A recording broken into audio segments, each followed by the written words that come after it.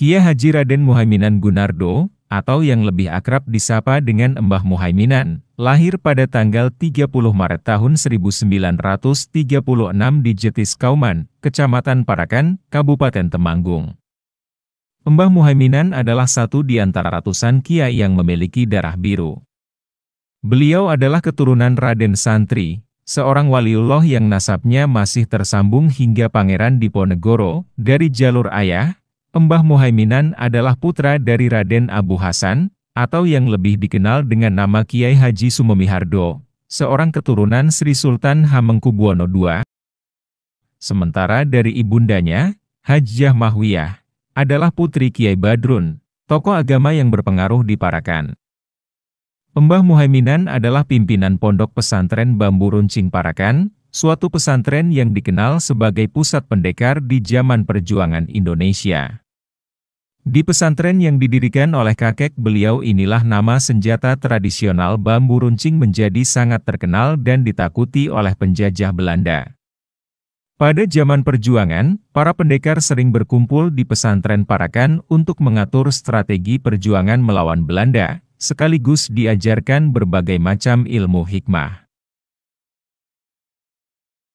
Setiap kali berangkat berjuang selain ilmu bela diri, para pendekar juga dibekali sebuah senjata yaitu bambu runcing.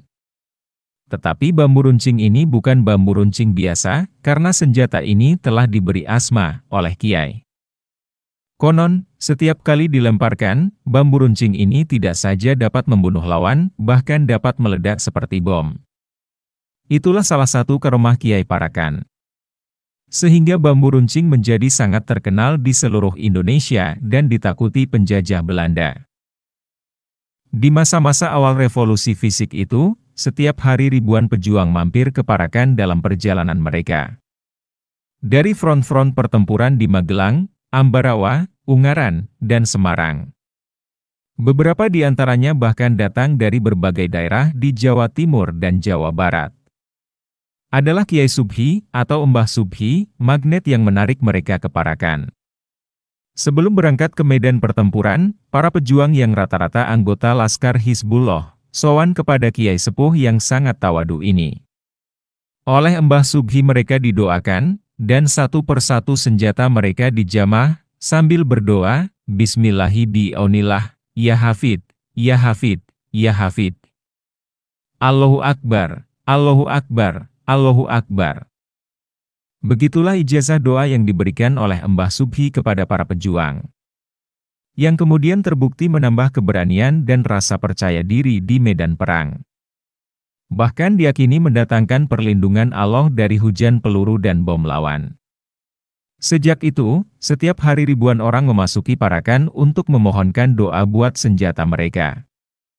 Mulai dari bambu runcing, pistol, bedil, karaben, bahkan kanon. Di antara pasukan yang singgah ke Parakan terdapat anggota Tentara Keamanan Rakyat dari Banyumas pimpinan Panglima Besar Jenderal Sudirman. Mereka membawa peralatan tempur lengkap. Ketika itu mereka dalam perjalanan ke medan perang Ambarawa. Sejak muda, Kiai Muhaiminan termasuk santri yang gemar berolahraga. Dengan perawakan yang tegap dan gagah, Muhaiminan muda cenderung gemar berlatih bela diri, khususnya pencaksilat. Hobi itulah yang selalu menemaninya saat menimba ilmu. Bermula dari sekolah rakyat di Temanggung, Muhaiminan muda berhasil menjadi murid teladan di sekolahnya.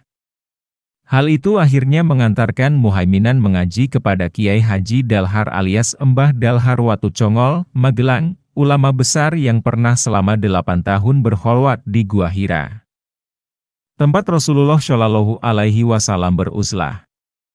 Mbah Dalhar juga dikenal sebagai mursid Thorikoh Syadiliyah yang termasyur. Dari sinilah, perjalanan Mbah Muhaiminan dalam menimba ilmu dimulai. Selesai dari Watu Congol, Muhaiminan muda melanjutkan pengembaraannya dalam menuntut ilmu kepada Kiai Haji Maksum Lasem, Kiai Muhajir di Bendopare, Kediri, lalu ke pesantren Tebuireng, Jombang, di bawah asuhan Hadrotus Syekh Kiai Haji Hashim Asy'ari. Selain mengaji ilmu agama di setiap pesantren yang disinggahinya, Muhaiminan muda juga rutin mendalami ilmu pencaksilat. Pendekar tangguh yang pernah menjadi gurunya adalah Kiai Haji Nahrawi atau Ki Martojoto. Mbah Muhaiminan juga mendalami ilmu pencaksilat di pesantren terakhir yang disinggahinya, yaitu Pondok Pesantren Dresmo, Surabaya, yang memang terkenal dengan keampuhan olah kanuraganya. Kemasyhuran Kiai Muhaiminan Gunardo dan pesantrennya dalam dunia spiritualitas memang telah menjadi buah bibir. Di luar aktivitas keilmuan dan kanuragan, pesantren yang terletak di dataran tinggi eks-Karesidenan Kedu ini selalu ramai dikunjungi orang, baik yang hendak berkonsultasi masalah kehidupan, berguru ilmu hikmah, maupun untuk mengaji tasawuf kepada Mbah Muhaiminan. Pada awalnya, sekitar tahun 1950, Kiai Muhaiminan Gunardo mulai mengajar ngaji kitab kuning kepada pemuda-pemudi Parakan. Dan dengan ilmu kepesantrenan yang dimotivasi dengan ilmu bela diri, murid beliau semakin berkembang dan bertambah. Masyarakat menganggap bahwa kegiatan ilmu bela diri merupakan kegiatan paten, khususnya bagi mereka yang masih muda. Pengajian yang diberikan lebih diprioritaskan pada ilmu nahwu, syorof, fikih, dan lain sebagainya. Dorongan situasi dan lingkungan memberikan kekuatan terhadap perjuangan Mbah Muhaiminan, membuat kegiatan-kegiatan pengajian dan persilatan berjalan dengan rutin, menjadikan daya tarik kepada masyarakat, sehingga semakin banyak masyarakat yang berdatangan.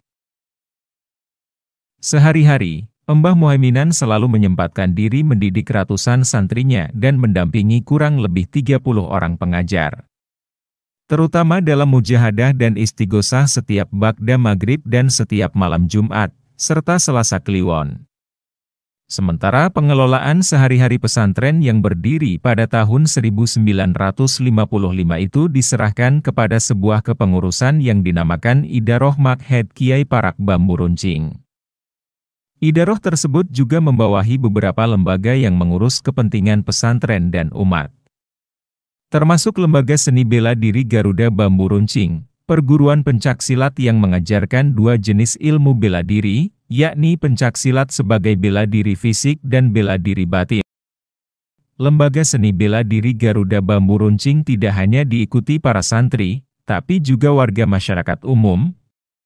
Hingga kini, anggota aktifnya kurang lebih 45.000 orang, bahkan telah memiliki beberapa cabang di Jawa dan Sumatera. Ketika masyarakat dihebohkan dengan pembunuhan Kiai pada tahun 1999, yang terkenal sebagai kasus ninja, Mbah Muhaiminan menjadi tujuan utama warga Nahdien yang ingin belajar membentengi diri. Seakan telah mendapat amanah dari Allah Subhanahu wa Ta'ala, ulama Parakan secara turun-temurun selalu menjadi benteng pertahanan terakhir umat dalam menghadapi berbagai kesulitan. Mbah Muhaiminan merupakan kiai yang identik dengan ilmu hikmah dan kanuragan. Salah satu karomah Kiai Hos ini adalah ketika bermain pencaksilat, orang di sekitarnya merasakan tanah di sekeliling beliau bergetar seperti ada gempa bumi. Salah satu ilmu andalan beliau adalah sasra birawa, yaitu ilmu tenaga dalam yang dapat memecahkan benda keras dari jarak jauh, seperti ilmu yang dimiliki Mahesa Jenar. Mengikuti jejak Mbah Dalharwatu Congol, Mbah Muhaiminan juga diangkat menjadi mursid Thorikoh Syadiliyah dan Qadiriyah wa Naqsyabandiyah yang bersanad sampai ke Rasulullah Shallallahu Alaihi Wasallam. Beliau pernah menjabat sebagai Ketua Pengurus Pusat Jamiah Thorikoh Muktabaroh An-Nahdiyah. Kiai Haji Raden Muhaiminan Gunardo meninggal di usia 74 tahun, pada tanggal 2 Oktober 2007. Beliau dimakamkan di Komplek Pemakaman Kiai Parak, tidak jauh dari kediaman beliau. Mbah Muhaiminan meninggalkan seorang istri, Hajah Jaidah, dan 6 orang anak, yakni Hajah Suad Jauharoh, Hajah Kausar Asyafiah, Kiai Haji Haidar Muhaiminan, Kiai Haji Naufal Muhaiminan, dan Kiai Haji Bahajogo Sampurno. Mbah Muhaiminan merupakan seorang tokoh panutan yang sangat dikenal masyarakat luas. Selain itu, beliau juga banyak memberikan sumbangan spiritual bagi kehidupan masyarakat.